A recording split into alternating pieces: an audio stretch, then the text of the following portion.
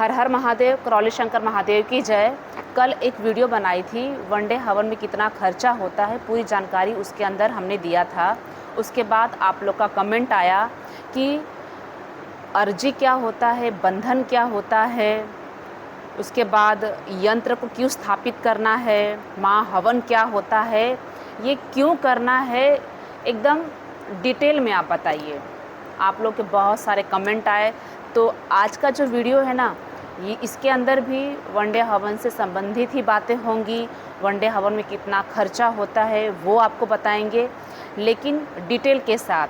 कल सिर्फ आपको हमने खर्चा बताया था कि वनडे हवन में इतना इतना खर्चा होता है, तो जब भी आप दरबार आते हैं उतना बजट अपना बना कर आ पाइए। लेकिन आज के इस वीडियो में आपको खर्चा के साथ साथ में अर्जी क्यों ज़रूरी है, बंधन क्यों ज़रूरी है, दरबार जो आपको 2 यंत्र स्थापना करने के लिए बोलता है वो क्यों ज़रूरी है, महामृत्युंजय हवन क्यों करवाना ज़रूरी है, ये डिटेल में बताएंगे। विष्णु सहस्त्रनाम का पाठ क्या होता है, ये क्यों करवाना ज़रूरी है। तो ये सारी जब आपको क्यों पता रहेगा ना, तो आपको कैसे करना है, ये सारी चीज़ें बड़ी आसान हो जाती हैं, फिर कोई प्रश्न आपके अंदर नहीं होता है। तो आज आप लोगों को एक एक चीज़ डिटेल में बताएंगे, एकदम ध्यान से आप लोग सुनना। आपके अंदर के जो प्रश्न है ना, शायद ये वीडियो देखने से बहुत सारी समस्याएं, बहुत सारे प्रश्नों का आपको जवाब मिल जाएगा। तो स्टार्ट करते हैं। जैसा कि आप लोग को पता है, करौली शंकर महादेव धाम में आप आते हो, आप स्वस्थ होते हो, पूरी तरह आप स्वस्थ होते हो। गुरुजी की वीडियो आप लोग देखते होंगे, बहुत से वीडियोस दरबार के चैनल पर पड़े हैं। वीडियो देखने से आपके आधे प्रश्नों के उत्तर तो मिल ही गए होंगे। अब मैं जो बताऊंगी, ये दरबार की जो विधि होती है, प्रक्रिया होती है, नियम के बारे में बताऊंगी, ठीक है। सबसे पहले तो आप इस दरबार में आते हो ना, जो सबसे पहली चीज़ आप लोग को चाहिए वो है आपका समर्पण, आपका आस्था, आपका विश्वास। अगर ये दरबार के प्रति है तो स्वस्थ होने से आपको कोई नहीं रोक सकता। बहुत से लोग दरबार में आते हैं, उनसे मुलाकात होती है तो वो कहते हैं हमने वनडे हवन कर लिया, हम स्वस्थ नहीं हुए, हमने 9 हवन भी किया, हम स्वस्थ नहीं हुए। तो कुछ लोगों का भ्रम ये है कि हम पैसा लगाएंगे, हम स्वस्थ हो जाएंगे। तो बिल्कुल भी नहीं, ये कोई दवाखाना नहीं है, ये यहाँ पे कोई आपको पेन किलर नहीं दिया जा रहा है कि भैया आप खाए तुरंत आपको आराम मिल गया। ये ईश्वर का दरबार है, बाबा माता हमारे गुरुदेव का दरबार है। ब्रह्मांड में एकमात्र ऐसा दरबार है जहाँ पे हमारे पूर्वज की मुक्ति होती है।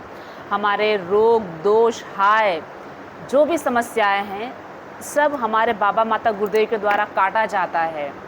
यहाँ पे आपकी चिकित्सा होती है, आप आजीवन के लिए स्वस्थ होते हो। तो इससे पहले आपके अंदर शुरुआत होती है आपके विश्वास से, आपके श्रद्धा से, आपके समर्पण से। तो इस दरबार से जुड़ते हैं तो सबसे पहला काम जो है, आपके अंदर बाबा माता गुरुदेव के प्रति, दरबार के प्रति आपका विश्वास होना चाहिए, आपका आस्था होनी चाहिए। अगर ये नहीं है तो आप कितना ही पैसा लगा लो दरबार में, आप स्वस्थ नहीं होने वाले, ठीक है।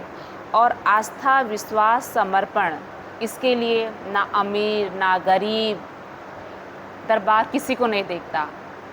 आपके अंदर जितनी आस्था है, जितना विश्वास है, उसके ऊपर आपको दरबार देता है, आप स्वस्थ होते। दरबार में बहुत से लोग आते हैं ऐसे जो कोई प्रक्रिया, कोई विधि नहीं किए हैं, लेकिन एकदम स्वस्थ हो गए हैं। पता है क्यों? क्योंकि वो अपने विश्वास के कारण, दरबार के प्रति उनकी आस्था के कारण, उनके समर्पण के कारण, सेवा कर करके अपने दुखों को वो ख़त्म कर दिए।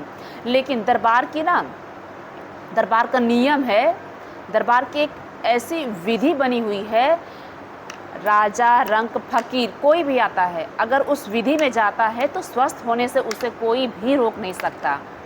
जैसे कि आप दरबार में आते हो, नमन करते हो, बाबा माता के चरणों में प्रार्थना पूजा भी करते हो, तो आप स्वस्थ हो जाते हो। आपके दुख तकलीफ आपको लगता है भैया ख़त्म हो गए। तो बाबा माता से आप जुड़ते हो तो चीज़ें उधर ही रुक जाती है, बढ़ती नहीं है, आप अपने आप को स्वस्थ महसूस करते हो। लेकिन जो पितृ होते हैं ना, पितरों को मुक्त करने का दरबार में नियम है, एक विधि बनी हुई है। अगर आप उस नियम से चलोगे तो आपके पितृ मुक्त होंगे। और गुरुदेव कहते हैं सारी समस्याओं का जो जड़ है वो हमारे पितृ होते हैं। हमारे जो पितृ होते हैं उन्हीं से सारी समस्याएं उत्पन्न हुई है। अगर आपके पितृ नहीं, उनकी मुक्ति करा दी है, आपके पितृ नहीं है, तो आप स्वस्थ रहोगे।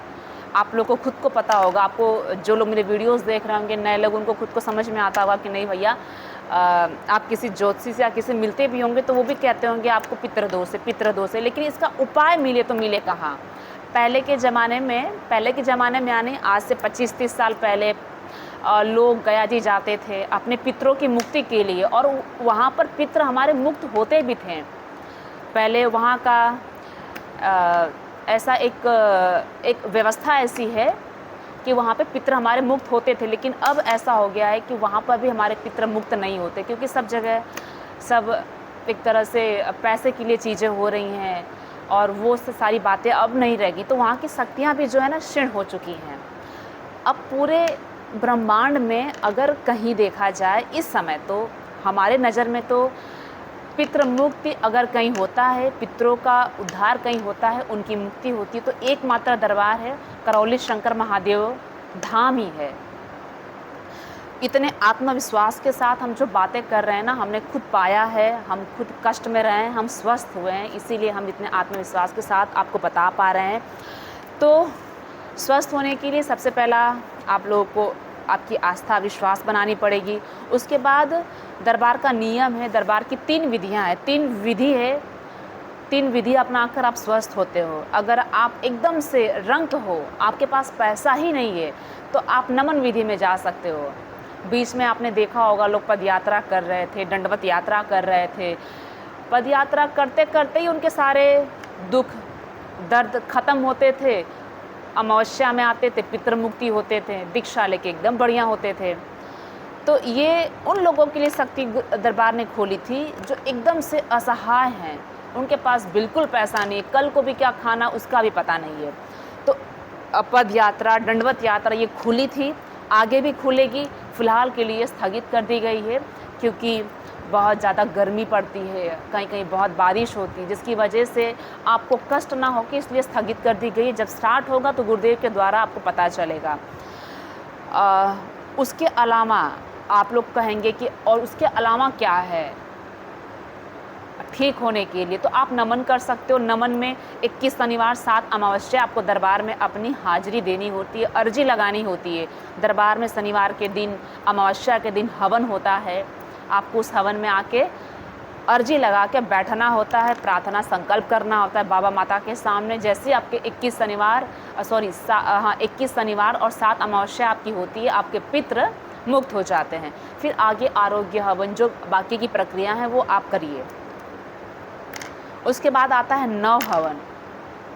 वनडे हवन की जो शक्ति खुली है, ये तो पिछले 1.5 साल पहले ही खुली है। उससे पहले नव हवन की शक्ति दरबार में खुली थी। नव हवन जब हम करते हैं, उसके अंदर भी सच कहूँ तो बहुत ज़्यादा रिलीफ मिलता है। अगर आप भूत प्रेत मानते हैं, भूत प्रेतों की समस्या से आप परेशान हैं, पूर्वजों की वजह से आप परेशान हैं, तो नव हवन करने से आपके पितृ चले जाते, जीवन में बहुत शांति आती है। लेकिन क्या होता है ना, जैसे कि घर में 10 परिवार है, मतलब आपके डीएनए में 10 लोग हैं, आपके डीएनए में 10 लोग हैं और खाने की थाली एक है, तो खाने की थाली एक है, खाने वाले 10 हैं, तो किसी का पेट नहीं भरेगा। समझ रहे हैं? तो यहाँ पे मैं जो चीज़ समझाना चाहती हूँ वो समझिएगा। तो जब आप नव हवन करते हैं ना, उसको समझ जाइए कि आपके पास थोड़ी सी ऊर्जा, उससे आपके पितृ चले जाएंगे, आपको आराम भी बहुत मिलेगा। लेकिन वनडे हवन ही हमें क्यों करना चाहिए? नव हवन से भी आप स्वस्थ होते हो, ये मत सोचिएगा कि हम नव हवन से नहीं स्वस्थ होंगे, बहुत स्वस्थ होते हो, बहुत आराम मिलता है नव हवन करने से भी। लेकिन उसके अंदर क्या होता है ना कि ये होता है 12-15 दिन आपका लग जाता है, लगभग आपका खर्चा 70-80 हज़ार रुपया आपका उसमें भी जाता है। आप स्वस्थ होते हो और उसके अंदर आगे चल के मान लीजिए आपकी डीएनए में किसी को असाध्य रोग है जिसका ट्रीटमेंट चल रहा है बहुत पहले से, तो दरबार में एक महाहवन होता है जो सिर्फ वनडे हवन वालों को गुरुजी सजेस्ट करते हैं, क्योंकि वो जो नौ हवन से ना वो ऊर्जा आपको नहीं मिल पाएगी, क्योंकि सारा खेल ऊर्जाओं का है। तो जब आप नौ हवन करते हो तो वो ऊर्जा आपको नहीं मिल पाती है। और जब वनडे हवन करते हैं तो बहुत ज़्यादा ऊर्जा हमें मिलती है। गुरुजी कहते हैं ना कि जो नौ हवन करके जो ऊर्जा आप प्राप्त करते हो ना, उससे हज़ार गुना ज़्यादा ऊर्जा हमें वनडे हवन करने से मिलता है। समझ रहे हैं आप? तो जब आप वनडे हवन करते हो तो आपको महाहवन मिल जाता है, गुरुजी के द्वारा निःशुल्क मिलता है। नौ हवन में नहीं मिलेगा। अगर आपको गुरुदेव से मिलना भी है, अगर आप नौ हवन कर रहे हो तो आपको अलग से 11,000 का टोकन लेके गुरुदेव से मिलना पड़ेगा। लेकिन जब आप वनडे हवन करते हो ना, तो उसके अंदर आपकी मुलाकात भी हो जाती है और आप एक ही दिन में स्वस्थ होते हो। समझ रहे हैं? जब नौ हवन करेंगे तो आपको अलग से 3 रुद्राभिषेक करवाने पड़ेंगे साल भर के अंदर। आपको अलग से विष्णु सहस्त्रनाम का पाठ करवाना पड़ेगा, साल भर के अंदर आपको करवाना होता है। तो ये सब खर्चा अगर आप जोड़ोगे ना तो 70-80 हज़ार रुपये आपका चला जाता है। और फिर आपको ऐसा होता है कि भाई काश वनडे हवन कर लिया होता। कई लोग पुराने देख रही हूँ जो लोग बात हमारी नहीं माने थे, ये सोचे कि नहीं चलो हमें पितृ मुक्त कराना है, तो वो लोग नौ हवन करने के बाद अब उन्हीं लोग को देख रहे हैं तो वो वनडे हवन कराने आ रहे। कुछ लोग तो खुशी से करा रहे हैं क्योंकि उनके पितृ चले गए, समस्याएं खत्म हुई, उनके घर में जो रुकावटें थी धन से संबंधित और भी एक रास्ता खुला। अब उनके घर में धन आ रहा है, उनकी परिस्थिति अच्छी हो गई है, तो वो अब उस लायक सक्षम हो चुके हैं तो वनडे हवन भी करा रहे हैं। कोई खुशी से करा रहा है, कोई मजबूरी में करा रहा है। ये चीज़ है। तो अभी जो है मैं स्पेशली इस वीडियो में वनडे हवन के बारे में बताऊंगी। अभी जितनी सारी मैं बातें बताई हूँ, मुझे आशा है कि आप लोग को समझ में आ गया है। नहीं समझ में आया तो आप कमेंट करके पूछ लीजिएगा। जितना आप कमेंट करोगे उसी कमेंट को पढ़ के रोज़ नई नई बातें, नई नई चीज़ें आपको सिखाने की, बताने की मैं कोशिश करूँगी। ठीक है? तो जो उचित है आपके लिए वही बताएंगे। आप ये ना सोचना कि हम आपको प्रेशर कर रहे हैं, आपको प्रेशराइज कर रहे हैं कि आप वनडे हवन कराओ। नहीं, आपके लिए जो सही है, जो उचित है, वो आपको बता रहे हैं। तो वनडे हवन में सबसे पहले आप जब दरबार आते हो, मेंटली प्रिपेयर होके आओ कि हमें वनडे हवन ही कराना है और कुछ नहीं सोचना। किसी के पास जाने की, पूछने की भी आपको आवश्यकता नहीं पड़ेगी। अगर मेरा वीडियो बहुत ध्यान से आपने देख लिया, सुन लिया, तो दरबार आते हो, पूरा दरबार आप लोग को मैंने घुमाया है, वीडियो में ही आपने देखा हुआ है। सबसे पहला काम आपको अर्जी और बंधन का करना होता है। अर्जी का मतलब ये होता है ना, आपकी हाजिरी दरबार में लग गई है, दरबार को पता चल गया है कि आप दरबार में आए हो। दरबार चिकित्सा शुरू कर देता है आपकी चिकित्सा सूक्ष्म रूप से आपकी डीएनए में जो लोग शामिल है उसका चिकित्सा शुरू हो चुकी है। आप देखते होंगे कई वीडियो में पहली बार आते हैं कि लोग अर्जी लेते नहीं, बाबा के सामने खड़े होते नहीं है कि नाचना, झूमना शुरू, पेशी आना उनको शुरू होती है। मतलब समझ रहे हैं? अर्जी मतलब दरबार समझ गया है कि आप दरबार में आ गए हो, आप पे कार्यवाही शुरू हो गई। अगर आप दरबार आते हो, अर्जी नहीं लगाते हो, बांध के दरबार में घूमते हो, तो जैसे आए हो वैसे ही आप चले भी जाते हो, दरबार को पता भी नहीं चलता। तो अपनी हाजिरी लगाना पड़ता है हमें, अर्जी लगा के। साथ में हमें बंधन भी बांधना पड़ता है। ये बंधन क्या होता है? आप लोग सोचो कि बंधन क्यों बांधना है, नहीं बांधेंगे तो क्या नहीं चलेगा। बहुत सारे लोग मुझे इसके बारे में बताते हैं। आज मैं ना अभी एक अलग से वीडियो बनाऊंगी, बंधन कैसे बांधना है, कितनी गांठ होनी चाहिए। बड़ा कन्फ्यूज़न है, छोटी छोटी चीज़ों को लेके आप लोग कन्फ्यूज़ होते हो। बाकी कन्फ्यूज़न वाली कोई चीज़ नहीं। हमारा दरबार इतना सरल है कि 10 साल का बच्चा भी कर सकता है। तो अर्जी समझ में आ गई। बंधन के बारे में आपको समझना है कि जो बंधन होता है हमें बांधना क्यों है।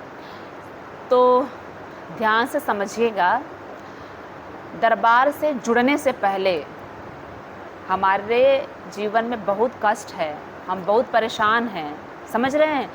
समझ जाओ कि जो मैं बोल रही हूँ वो आप हो। दरबार से जुड़ने से पहले हम सब परेशान थे, अभी भी परेशान हैं। तो जब आप दरबार में आके बंधन लगाते हो ना, तो क्या होता है, अगर आप दरबार के बाहर हो, बंधन नहीं लगा रहे हो, तो ये होता है ना कि मान लो कोई काला जादू किया है, कोई भूत प्रेत है, अगर बंधन दरबार का नहीं लगा है तो इसकी नकारात्मक ऊर्जा उसके ऊपर, उसकी नकारात्मक ऊर्जा इसके ऊपर, मतलब दोनों, किसी की भी भूत प्रेत नकारात्मक जो स्मृतियाँ होती हैं वो ट्रैवल करती रहती है यहाँ वहाँ, और लोगों में कलेश करवाती है, लड़ाई झगड़े करवाती है। और हमें क्या लगता है, अरे ये मैं अच्छा करता हूँ, गलत क्यों हो जाता है। दरबार से जुड़ने से पहले की बात है, जुड़ने के बाद तो सब अच्छा हो जाता है। तो जब हम बंधन बांध लेते हैं ना, तो किसी और के जो नकारात्मक स्मृतियाँ होती हैं, जो ऊर्जा होती है, जिसको हम भूत प्रेत मानते हैं, वैसे भूत प्रेत होते नहीं हैं, लेकिन अभी जो आप लोग समझ रहे हो ना, उस हिसाब से मैं बातें कर रही हूँ। क्योंकि जब दरबार आओगे तो आप समझ जाओगे कि हर चीज़ जो होता है ऊर्जा है, स्मृतियाँ हैं। अभी आप लोग भूत प्रेत की भाषा ही आप लोग समझोगे। तो दरबार से आप नहीं जुड़े हो ना, तो आपके जो जिसे हम भूत प्रेत स्मृतियाँ कहते हैं, वो उनमें ट्रैवल होती है, उनकी इन्हीं हमारी उनमें जाती है, उनकी इसमें आ सकती है। मतलब किसी का भी किसी भी जा सकता है। लेकिन जब हम दरबार से जुड़ के जब हम बंधन लगा लेते हैं तो ये चीज़ें बंद हो जाती है।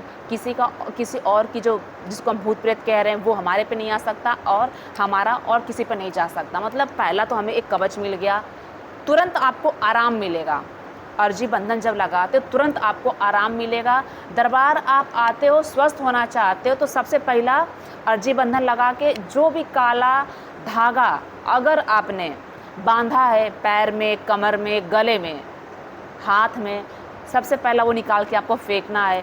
कोई भी तरह की, हम लोग होते हैं ना, बहुत से लोग ज्योतिष के पास जाते हैं। ज्योतिष को हम गलत नहीं कहते हैं, वो एक गणित है, लोग उसके अनुसार चलते हैं, ग्रह नक्षत्रों से संबंधित होता है। हमें उसकी जानकारी नहीं, तो हम बता नहीं पाएंगे हम उसके बारे में। लेकिन लोग क्या करते हैं, बहुत सारी अंगूठियां पहने रहते हैं, लेकिन फिर भी परेशान है, फिर भी वो कष्ट में हैं, बहुत पीड़ित हैं।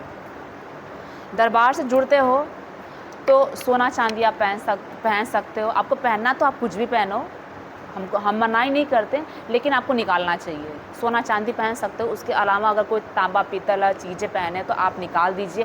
पहनने की इच्छा है तो गुरुदेव जब कभी आप मिलोगे तो उनको बता दीजिएगा, गुरुदेव की आज्ञा मिल जाती है तो आप पहन लीजिएगा। पहनने की और भी इच्छा है तो पूछ के भभूति डाल के आप पहन सकते हैं। तो काला जादू हो गया, मतलब जो फिजूल की जो चीज़ें हम लोग ये सब पहने हुए हैं वो सब निकाल देना है। निकालते ही आपको ना बहुत हल्का महसूस होगा, आप कहोगे कितना आराम मिल रहा है अर्जी बंधन करने के बाद। और ये जो फिजूल की जो चीज़ें हम सर पर लटकाए, कंठी माला पहने हुए हैं, बिना गुरु धारण किए, बिना दीक्षित हुए, यूट्यूब पे देख के किसी ने कह दिया कि भाई तुलसी माला पहनो, रुद्राक्ष की माला पहनो। तुलसी माला इसको गलत नहीं कह रही हूँ, लेकिन ये सब जब गुरु हमको देते हैं, जब दीक्षा लेते हैं, तब ये चीज़ सही रहती है। इससे पहले आप जितना पहनते हो आप कष्ट ही बटोरते हो, तो ये सब नहीं करना है, ठीक है। आप लोग का एक और प्रश्न था कि एक दिवसीय हवन में क्या क्या अनुष्ठान हमें दरबार कराता है।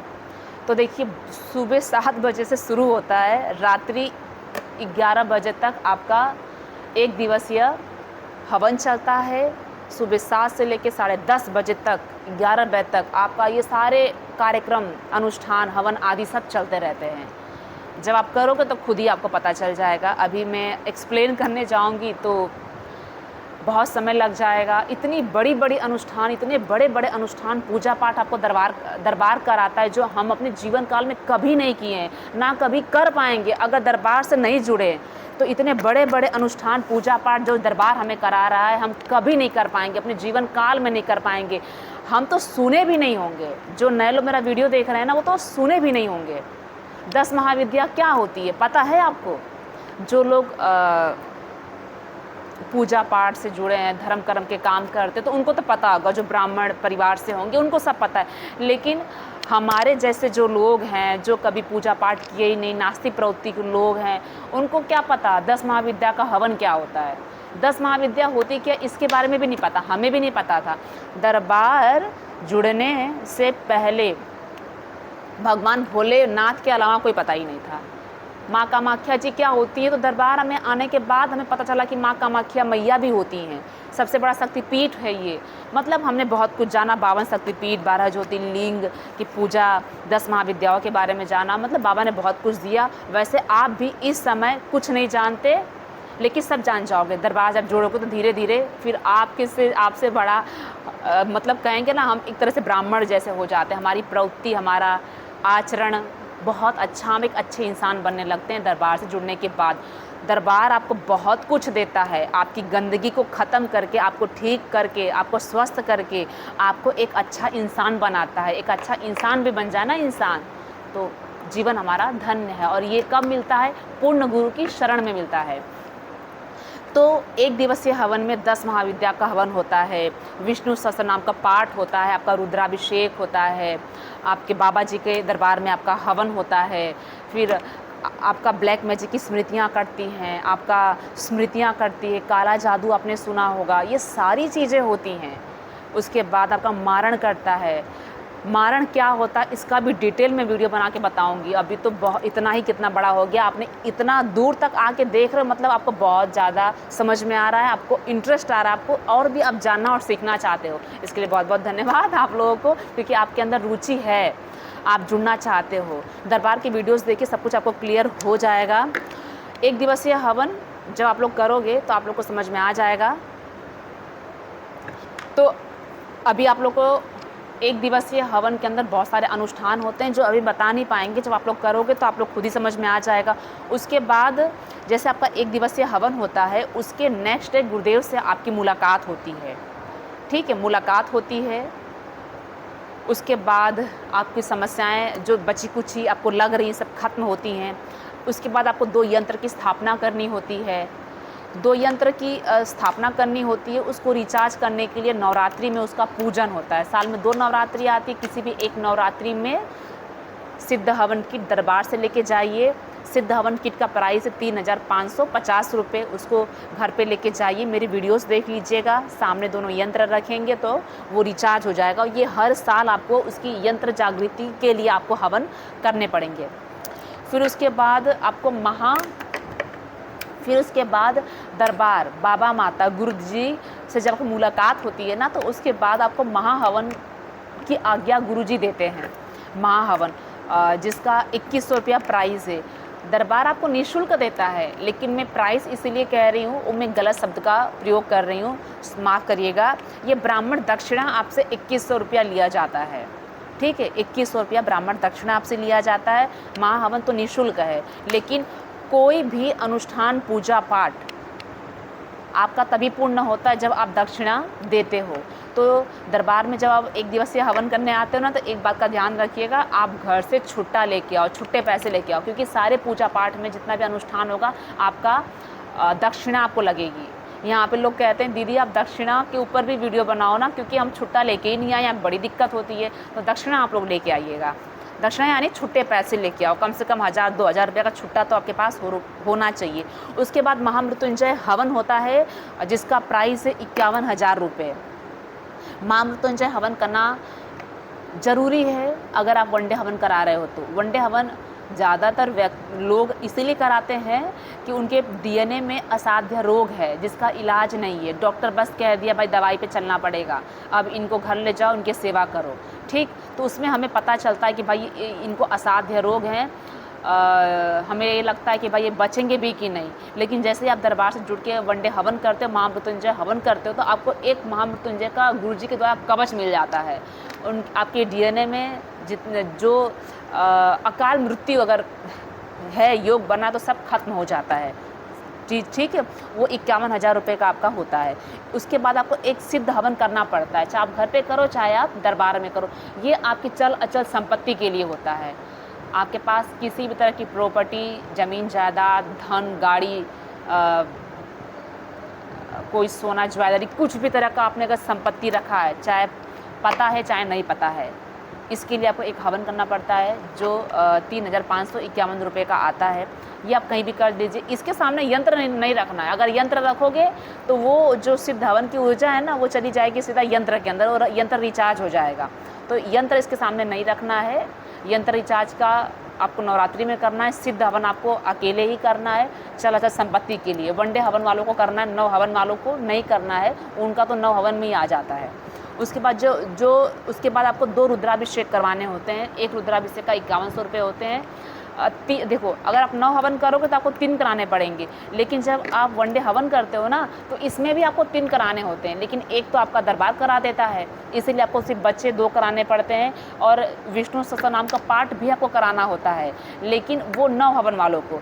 वन डे हवन में तो वो इंक्लूड है, वो तो पहले ही शामिल हो गया है, वो उसका भी विष्णु सहस्त्रनाम का जो पाठ होता है वो भी 5100 रुपये का होता है।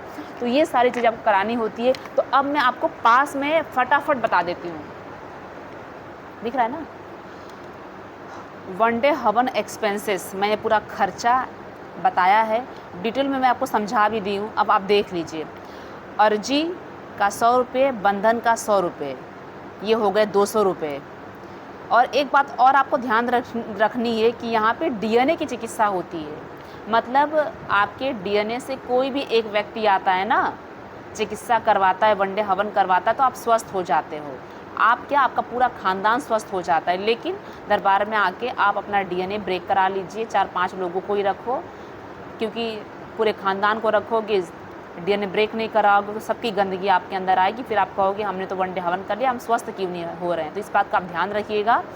तो डीएनए की चिकित्सा होती है, तो ये जितना खर्चा है ना, ये आपके डीएनए का है। आप ये ना सोचिएगा कि ये सिंगल व्यक्ति का है, सिंगल का नहीं होता है। जो चीज़ें होती हैं यहाँ पे डीएनए की चिकित्सा होती है। लेकिन मान लीजिए ये जो अर्जी बंधन है ना, यहाँ पे मैं सिर्फ सिंगल का बताई हूँ, लेकिन मान लीजिए आपने अपने डीएनए में 5 लोगों को रखा है तो 5 अर्जी लगानी होगी, बंधन आपको 5 बांधने होंगे, तो फिर यहाँ पे बढ़ जाएगा अर्जी। फिर ये जो मैं 200 दिखाई हूँ, फिर ये बढ़ के आपका 1000 भी हो सकता है, 2000 भी हो सकता है 500 रुपये भी हो सकते हैं, जितने लोग आपके डीएनए में शामिल रहे। फिर ये ना सोचना आप लोग कि अर्जी हम 5 लोग का लगा रहे तो क्या 5 का खर्चा इतना जाएगा, नहीं। ये डीएनए की चिकित्सा होती है। अर्जी बंधन क्या होता है ना, सबका जीवन अलग अलग होता है, तो ये अर्जी अलग अलग और बंधन अलग अलग हमें लगाना पड़ता है, लेकिन ये चिकित्सा डीएनए की होती है।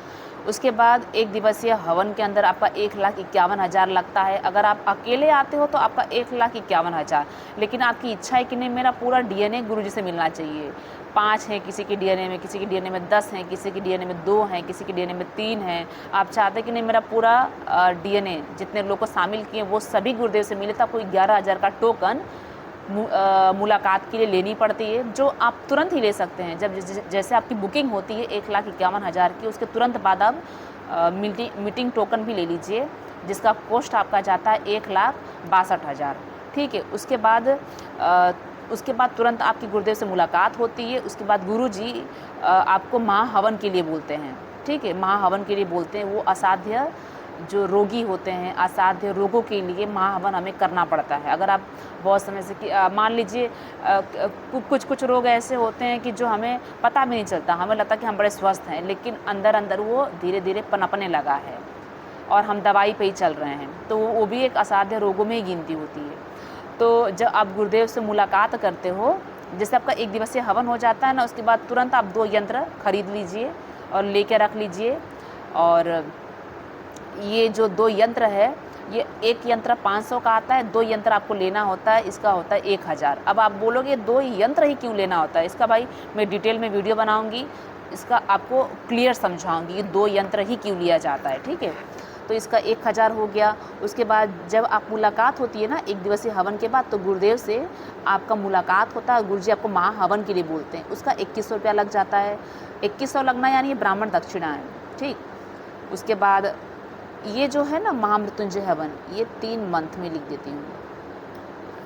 जो महामृत्युंजय हवन है, 1 दिवसीय के बाद महाहवन होता है। महाहवन के बाद आप चाहो तो तुरंत भी करा लो इसे, जितना जल्दी कराओगे उतना अच्छा है कि आपके डीएनए में जो भी अकाल मृत्यु जो आपको लग रही है कि अकाल मतलब अगर योग है, अकाल मृत्यु लग रहा है कि होगा, क्योंकि अगर असाध्य रोग हैं तो ये चीज़ें समझ में आती है कि नहीं अकाल मृत्यु भी है, तो फिर ये आपका कट जाता है। ठीक है, अगर आपके पास सक्षम है, पैसे हैं, तो तुरंत आप करा लीजिए। अगर पैसे नहीं है आपके पास तो 3 महीने के अंदर आपको ये करा लेना होता है, क्योंकि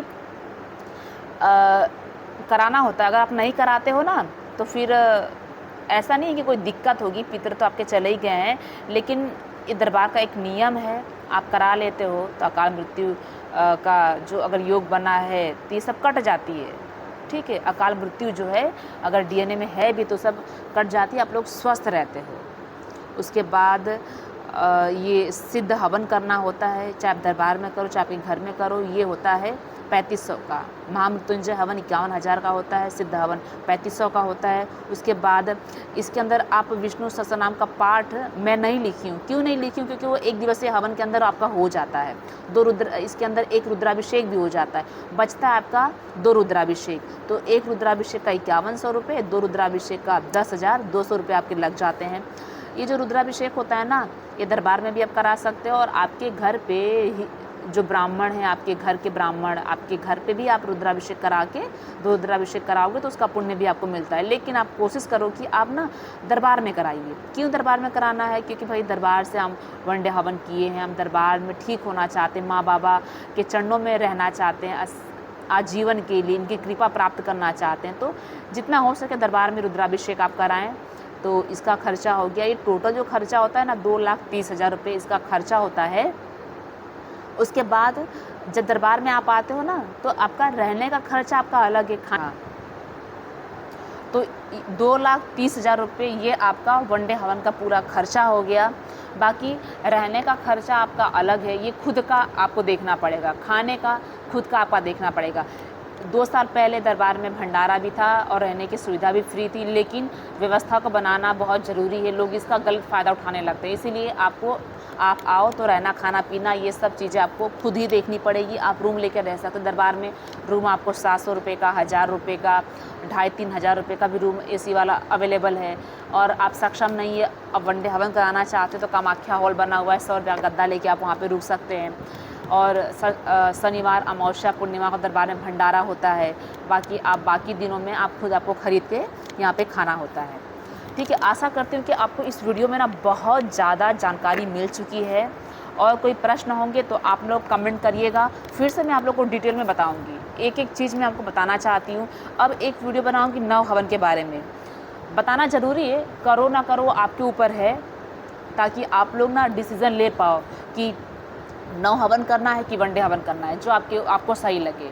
ठीक है, तो मिलते हैं आप लोगों से नए वीडियो में। आप सभी को जय बाबा की, जय माँ की, जय गुरुदेव की। हर हर महादेव।